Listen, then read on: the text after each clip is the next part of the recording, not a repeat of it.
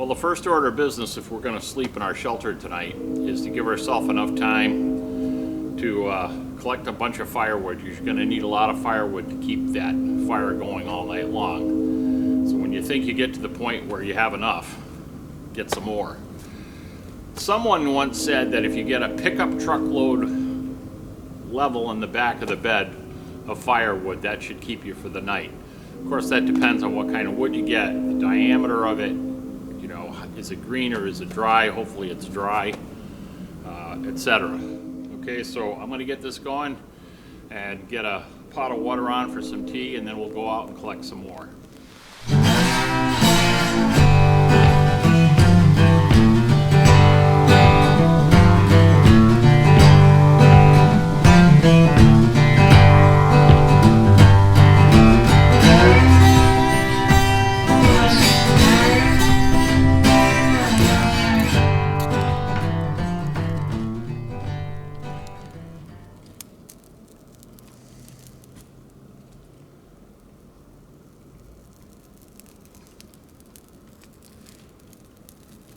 They're a little damp.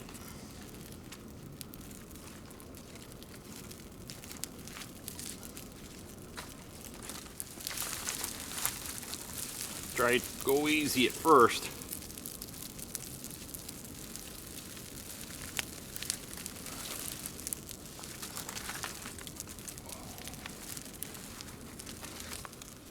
Giving it some air underneath. It's a little damp. I keep some birch bark on the side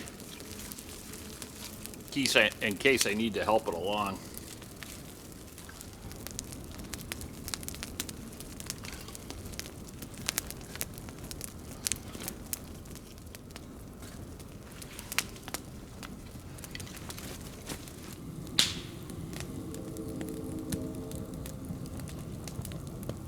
A lot of headroom in here when you're sitting up, but when you're on the edge of the bed, it's not too bad. I just wanted to show you what I was able to accomplish since the last time in part 2, and if you haven't seen part 2 or part 1, I'll put the links above. But I was able to find some spruce boughs and balsam fir boughs and at the local Christmas tree farm, and I recycled some Christmas trees I found along the road, which were surprisingly still in pretty good shape considering it's after New Year's. But it's about, I don't know, 6-8 inches deep, very soft on the top. I put the sharper, stiffer boughs on the bottom and the fresher ones on the top, and hopefully that'll be a decent enough cushion. I'm just going to use a old 40-degree Coleman sleeping bag. So we're going to try to stay the night and see what the inside and outside temperatures are. This is how we're going to accomplish that. There's, you know, you can see it or not. But it says that it's 29 outside and 32 inside. And that fire's only been going for about 5 minutes. But boy, I tell you, I can feel the heat from here. I don't know if you can see it or not. All right, so through the night, I'll be posting different things and different observations and see how warm it is in here. And whether or not I make it through the night. The old fart might just do it. Okay, so stay tuned. So here we have it, all decked out. Put my reflector in there, and I was able to tuck that mylar under those stringers a little bit, so I didn't have to tie it, tape it, or whatever. Hopefully they'll stay. We'll see.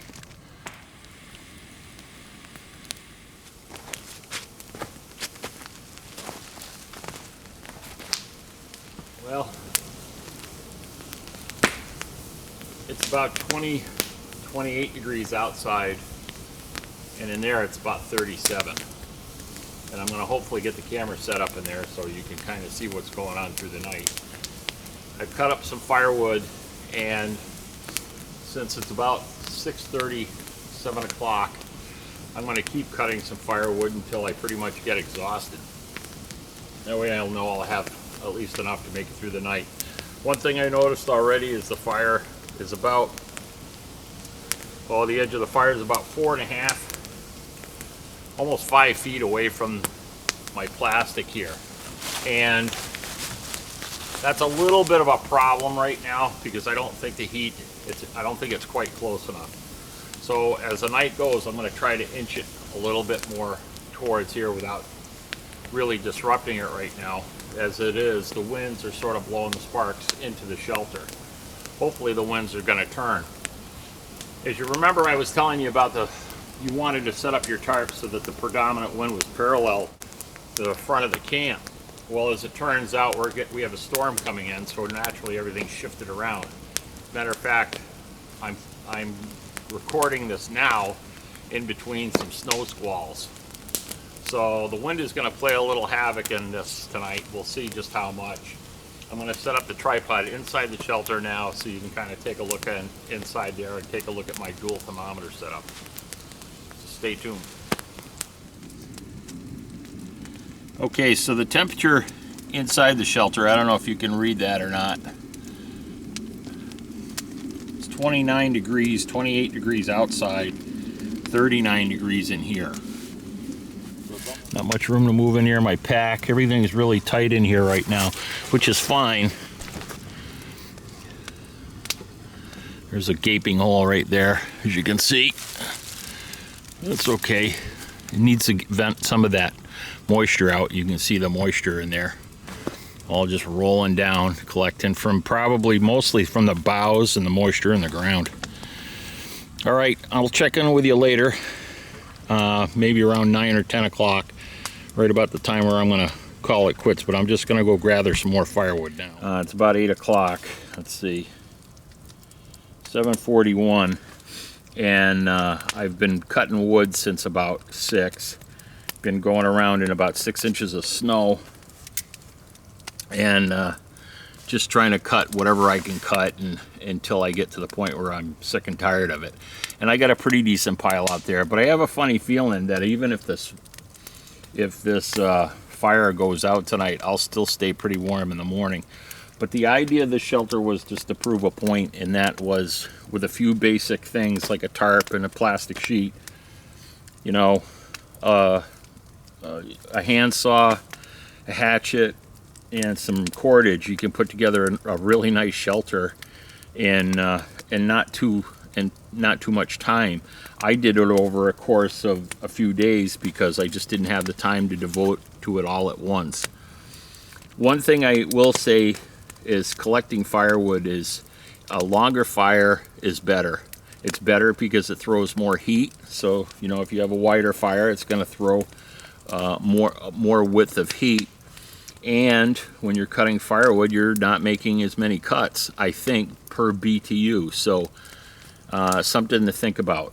I said I was going to burn mostly hardwood earlier. I'm not. It's mostly pine. I have some oak that I'm going to use later. But the pine puts out a lot of heat, and it's easier to cut even with a Silky saw. That oak just takes forever to cut, and it's cold, so some of it's frozen.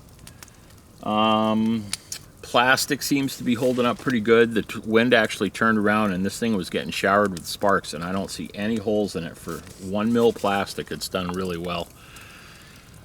The other thing is I probably would have liked to make more places to hang stuff in here, since this is more of a permanent shelter, and I'm going to do that just to hang the thermometer so I can read it. Right now it's floating around here down on the bed, and I got my pack down on the bed, and you know, maybe that could have hung up on the side here. So just some little things like that to think about when you're making this, if you want it a little more convenient. The Mylar that I got here, which has a real interesting story on it. I actually got this roll of Mylar from a kind of like a, I don't know, a craft store or a card store. They used to sell rolls of Mylar. I used to make things with it other than what I'm using it for now. And I had this big roll of silver Mylar, and it was just wide enough for the bedding area, and it's working great. So got to have a reflector in there because you can definitely tell a difference there.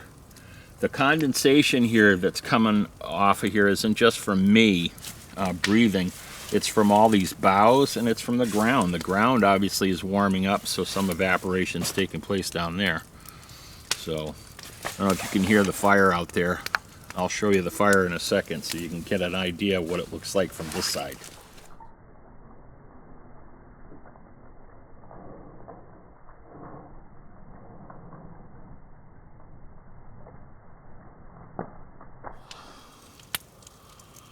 Well, it's about 9:30, 10 o'clock. And I'm down in my long underwear and my shirt. It's not that warm. Well, not warm in here now. It was warmer. But I just went out and added some wood so the fire's calmed down quite a bit. But it's really warm. If the fire goes out tonight, I'm on top of my sleeping bag. I'm not even in it. If I have my... I can't get the thermometer, so where's my thermometer? Oh, it fell on the ground, so it's probably not a good reading. It says 43 and 30. So 43 interior. I don't know if you can read that. 43 and 30. Proof pudding. And that's not, and the fire is not even really that strong right now, so.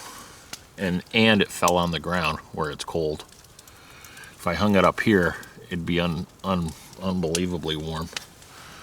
So this is working, and I think, you know, the boughs, I could probably have laid on another 4 inches, but it might have brought me too close to the ceiling. And I'm glad I raised up the back when I did, because otherwise it would be seriously no headroom.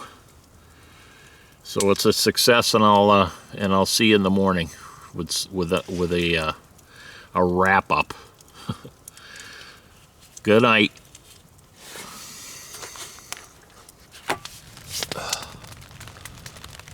Well, just as I was dozing off, now it's raining out, and you can hear the fire still crackling. But I'm really warm right now and dry. But it's amazing how relaxed you can be in one of these things. And after you go out and you cut wood for 2 hours, and then you come back and you lay down. It's pretty relaxing. All right, hopefully the rain holds off. See you later. And I just thought I'd give you a quick wrap up. Last night we had everything. We had snow, we had rain, we had wind. We had an unbelievable amount of wind. It went from cold and dry to hot, or warmer and moist. So we had everything imaginable. So a couple of things. We'll start with the fire first. I ended up moving the fire. The fire got to be about within 3.5 feet from the shelter. And at times there were showers of sparks that were going up against the plastic. Now I don't know if it was because it was a little damp on the outside or the plastic itself. There were no burns on the plastic, and I seem to have just about the right amount of firewood for the evening. The only thing I would do differently is I think I would hold off longer in terms of always trying to keep the shelter warm inside. In other words, don't burn so much wood when you don't really need it. Two things about the front of the shelter. At one point it was so windy, this pole that holds the wrap on the top for the front completely came off during the night, almost went into the fire. I got it resituated, and I put some other poles up here to hold it in place, one of which later in the morning, this was after I got up, fell against the plastic and tore a hole in it. Across the top here I have a sheet of silver reflective mylar that helped with the whole radiation process. You could put your hand up to it during the evening and you could really feel the heat being reflected by it. It worked well. One of the most effective things I think I built in this whole shelter was the bed. And what I mean is, from even the very start, when I laid on top of this, my back was never ever cold. Even when it was around 25 degrees, which was the dead cold point of this shelter before I even started the fire, it wasn't cold to lay on with just normal clothes. So I think that was a great success. Having it maybe that far off the ground was good too, in order to be able to be comfortable, etc. The only thing I might do differently with it is increase the amount of boughs that were in it. If you look at it now, there's probably, not even 4 inches now that they're compacted down to the base.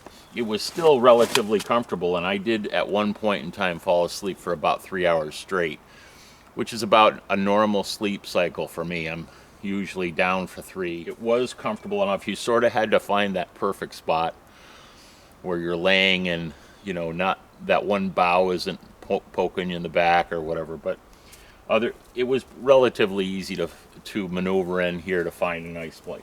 And you can see that there's still some springiness to it. There's no spring under here, but it is very comfortable. Like I said, this was a long-term solution for me to kind of come out and enjoy the woods a little bit. The one thing I would do to the shelter differently is on the ends and at some of the other places, I think I would try to tie in better. I really like taking the pole and putting pieces of plastic on them, say 2 adjoining pieces, and rolling them together and then somehow securing the pole. It seems to really work well at sealing up corners, and worked well obviously with the front piece as well. I hope this was informative. I hope you got some kind of entertainment value out of it anyway.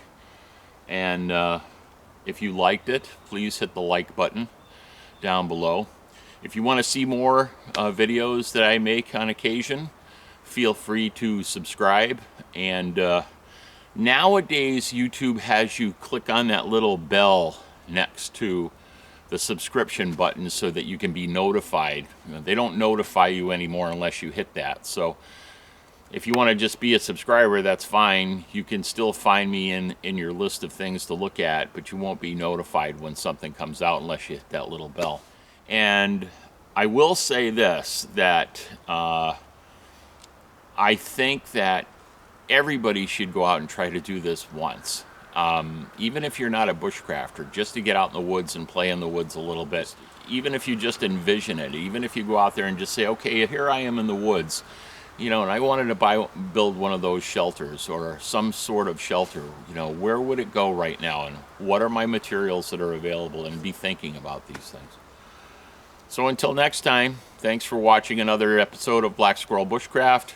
Until next time, take care. So long.